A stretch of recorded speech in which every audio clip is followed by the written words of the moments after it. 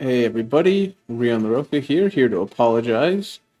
We had some audio problems come up during this particular episode.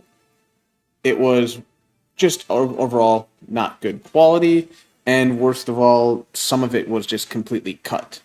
Well, not cut, missing, I guess is the best way to say it. So I decided to scrap all the original recorded audio, and I'm just going to record my own discussion with it, I guess you could say. I don't really know what else to call it. Insight? Sure.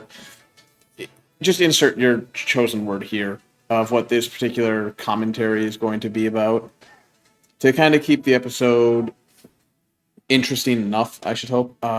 Like, for example, I don't even know exactly what is going on right here. It's been a while. I know Random and I kind of had a bit of a discussion before we really got going.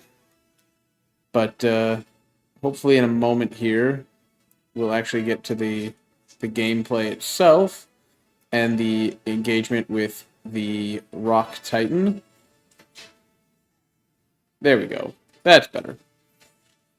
Now that I think about it here, though, I'm probably going to just cut into the important bits to showcase them more than just record over the entire episode because it's going to be just me talking, and commentating, which again, not as interesting as the live event. So we'll probably just, like I said, witness the important aspects. I'll kind of give my running commentary of the whatever events are going to be showcased, and the rest just it happened, I guess. So as you can see, Karate Kid absolutely destroys the Stony Cliff Titan. I will be honest. I remember at the time being really nervous about taking that vice grip. I thought it would do a lot more damage than that, and thankfully the Rock Smash was the follow up move because that does not a whole lot to a fighting flying type. So yeah, battle 1 with the cloth, pretty easy. We're just gonna do some quick healing. I think if I recall, I burned another potion because screw it, it may as well go into full HP. And what's one potion? So, fall down here, and we begin the second battle with the Cloth Titan.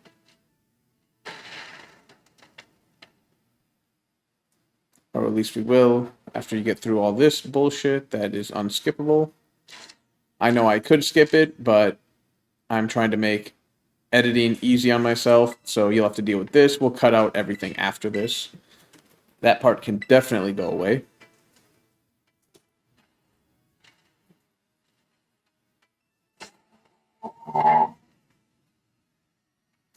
Alright, so now I believe this goes about as simply as the first bout. I think he takes an extra double kick or two because I think Arvin decides that using water gun isn't the most pertinent thing to do. Although I think we just need like one water gun, which he again opts out of. Block shoulder, which doesn't bother me at all, perfectly fine. The life dew, usually a pretty good pickup, but nothing happened on the first turn, so it doesn't really matter.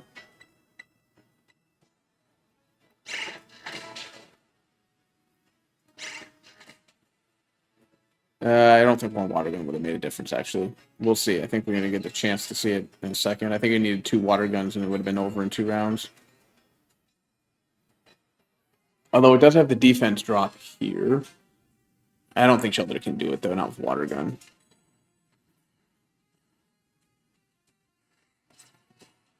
Yeah, he's close, but not quite there. So, we go one more round.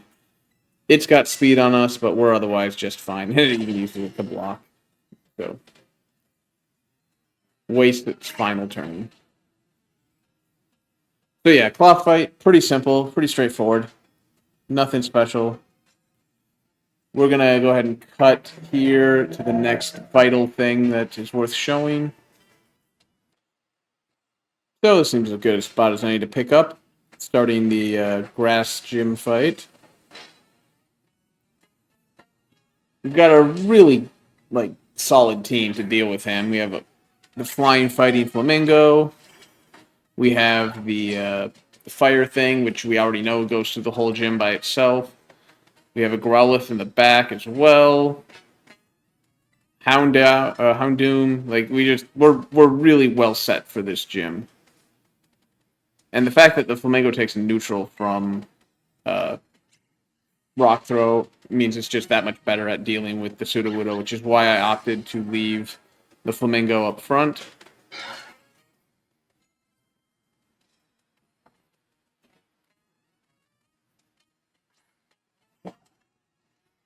So yeah, like I said, kind of a clean sweep here. The Sudowoodo is the only thing that survives even one wing attack.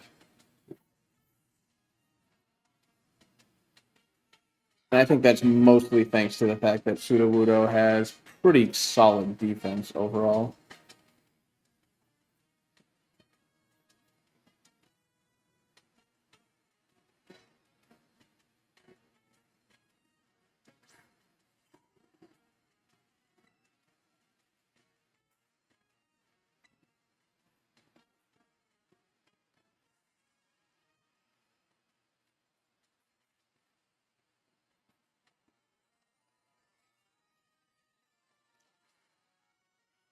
I really wish I had more to say, but this fight is so easy and there's so much animation with nothing happening between. I really don't know what to say right here.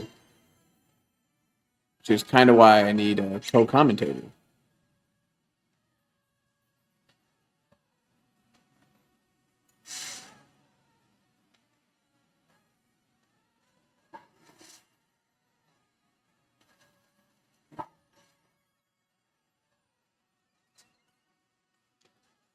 Yeah. Oh, I think I three-shot it. Oh, no, I two-shot it. Never mind. I think I thought the same thing now that I did then, which is, oh, he's going to three-shot it, but I think I low-rolled into high-roll there. We did manage to two-shot it. And yeah, Grass Gym, piece of cake. Done and done. Probably cut here to the next thing we were doing on this particular episode. So here we go. Next thing we did on this episode. Fight the bird. Sky Titan or whatever it's called.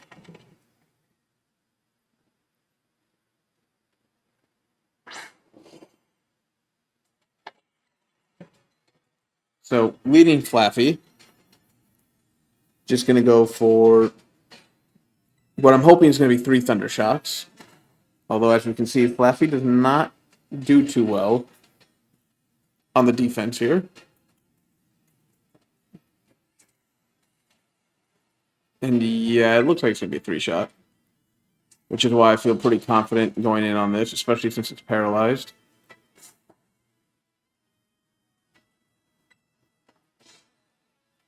Or do I not risk? I actually think I don't risk Fluffy's life here.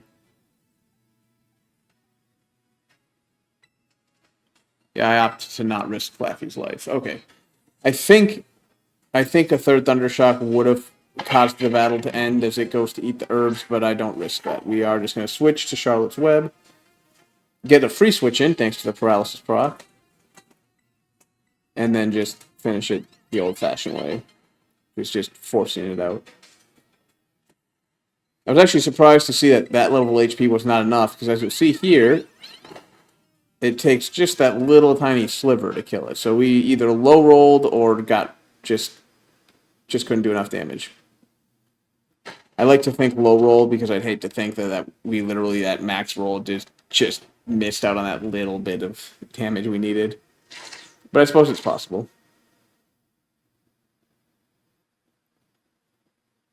So Arvin shows back up, sees a bird that's apparently in front of him, even though it's off to his right, both of our rights.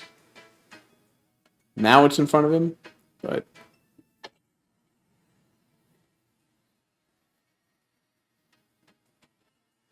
yep. And the goal is to basically just let Arvin do most of the work. So we're gonna switch. I believe Charlotte's Web has protect. Or no, I remember what happens here as I'm looking at Dante's here. Yep, we're going to go for the yawn. That's what it was.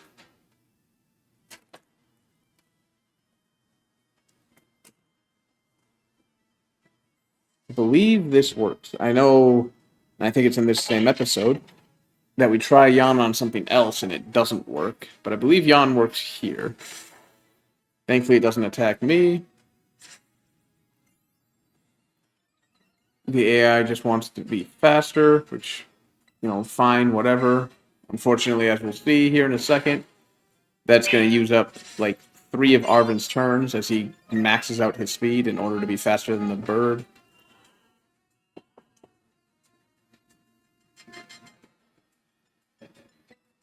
Then we switch out, I believe, Charlotte's Web.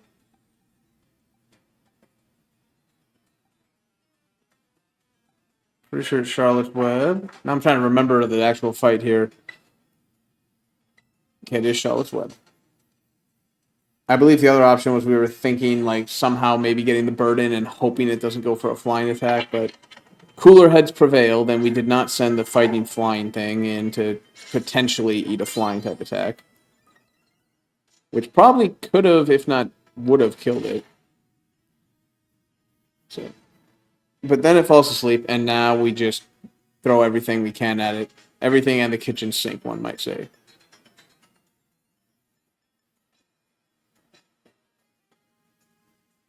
Oh yeah, and this is where I remember that the bird is dark type, apparently, and I was like, oh yeah, should I use Disarming Voice? But then I start doing some calcs. We start looking at, like, Disarming Voice is 40 power, Covet is 60. Disarming Voice goes up to 80 because it's super effective, but Covet gets 25% or 50% more, which makes it functionally 90. So Covet plus Covet comes off of its attack stat, which we're going to check here, it looks like, to verify that, yeah, its attack stat is substantially higher than its special attack. So Covet just does much more damage. Oh, I guess I checked the power here, but yeah, Covet, we were just like, yep, Covet does much more damage. Or at least we do once we go up and double check Covet. If we check double check, I'm pretty sure I just remember Covet assistant. Jesus, this is so dumb. I apologize for this video because I really don't know what to do in this situation. So we do some quick math, and we're just like, yeah, Covet is just definitively better in this scenario.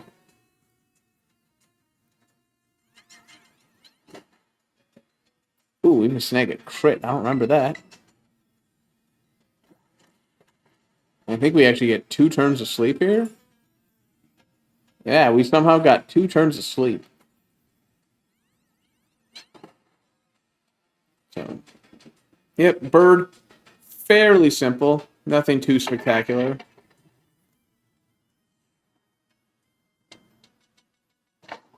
And we'll be right back with the next bit that we were working on in this episode. Alright, so I wanted to showcase here because I did use my raid battle. I remember talking about this one a lot when I ultimately made the decision coming up here. This is one of those do as I say, not as I do moments. I saw the potential to get a rock ruff, and I jumped on it. And I remember saying this is probably not worth it because Lycanroc is definitely not going to be the saving grace of this run, nor is Lycanroc worth wasting the Terra Raid thing for. But I love Rockruff and Lycanroc, and I just desperately wanted one, and this was my opportunity to ensure that I got one. So we snagged a Rockruff here, and burned our Terra Raid encounter in doing so.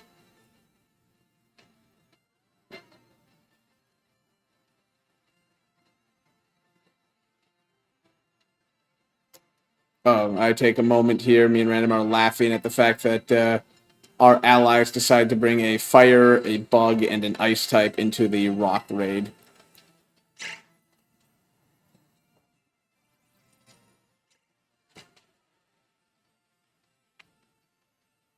But the Flamingo takes care of Rockruff, no big deal.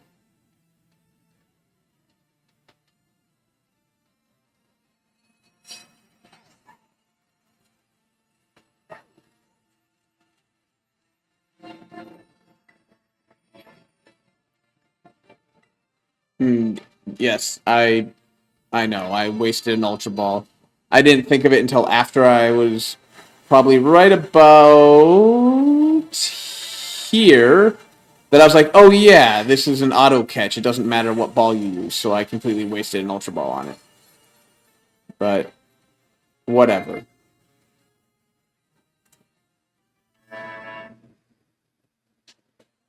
What are you gonna do? There's plenty of Ultra Balls to be picked up or bought, so it's not the end of the world. But most importantly, we got our Rockruff. Then there's this incredibly long load time as we cut to the next thing we're going to be doing. Okay, so pick up here, why the hell not? Not that this is a particularly interesting part, but just to showcase a little bit beforehand, like, you know, we did the, I guess... You know, I honestly don't know why we picked up here, but fuck it, we picked up here. We're just showcasing the... I forget what this type of battle is called. The auto battler or whatever the hell this... I don't remember what this is called. I'm just going to call it the auto battler. But, not the point. The point is, yeah, we also took on the... shit, now I forget what the Dark Challenge, or Dark Crew, or whatever the hell it's called. Man, I can't remember anything. But yeah, the Dark Gym, the Dark Challenge, the Dark Crew, the Team Star, whatever the hell you want to call it. This challenge is what we're doing next. And I figured, again, why the hell not just start here? As you can see, just double check. I forget if your Pokemon heal between or not, so I just double check and make sure that all my Pokemon are at full health. As we go for our last kill here. And the Flamingo is going in the completely wrong direction. There it goes.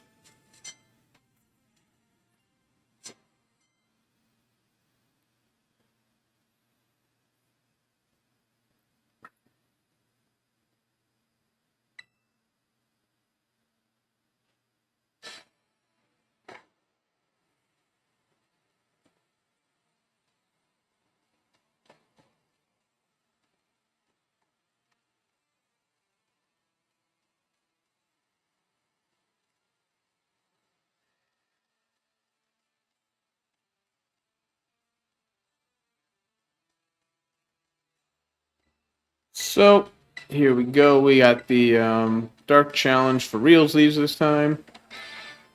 And I like to think I had a foolproof strat for this one. If I recall, it goes a lot smoother than the last time we fought him.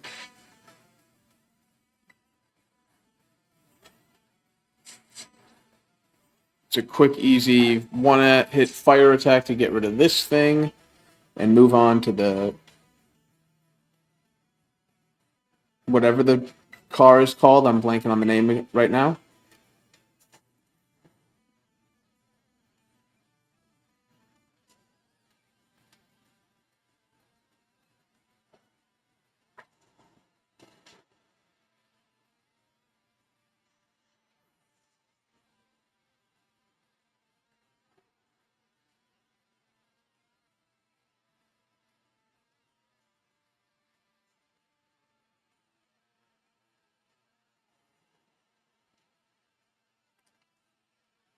Beat the Intimidate on the one who doesn't care.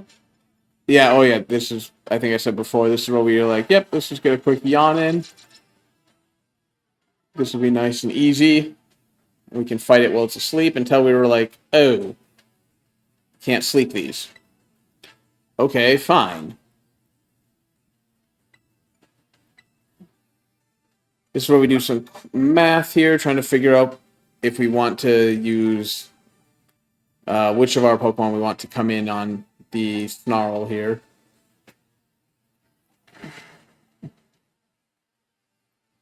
I believe we decide that the best is to just send in Tauros, because it'll force it into Metal Sound, because it won't want to use its physical move after it takes the Intimidate, but it's also not going to want to use its special moves until there's a defense drop on Tauros.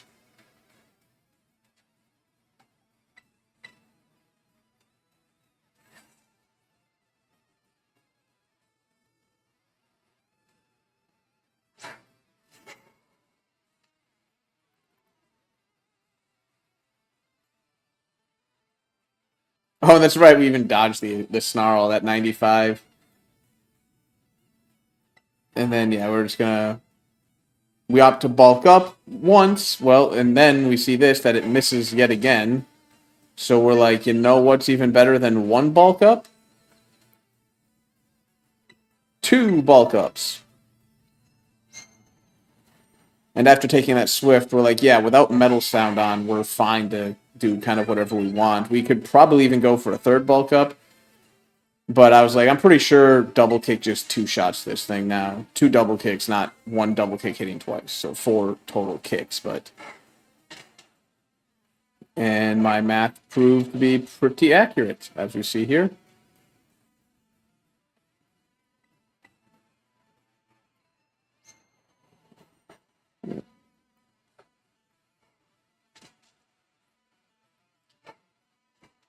Oh, you'll also notice the Tauros is not the water Tauros. I tried for like an hour or so to get the water Tauros. It just was not happening. I just could not find it, so I settled on the basic Tauros. It's unfortunate, and there's a possibility I might go back and maybe try again to get the water Tauros. We'll see. I don't know. Like I said, the fact that it took like an hour and I didn't see even one led me to believe that it was just luck of the die that I found it the last time, and I didn't want to waste my time just to get the water type on the Tauros. Anyway, that is all we've got for this particular episode. Well, in terms of the highlights and everything that's worth mentioning for this this little kind of whoopsie / update episode that keeps everything on point. And guess we'll see you guys next time for an episode where we didn't have the audio screw up on us.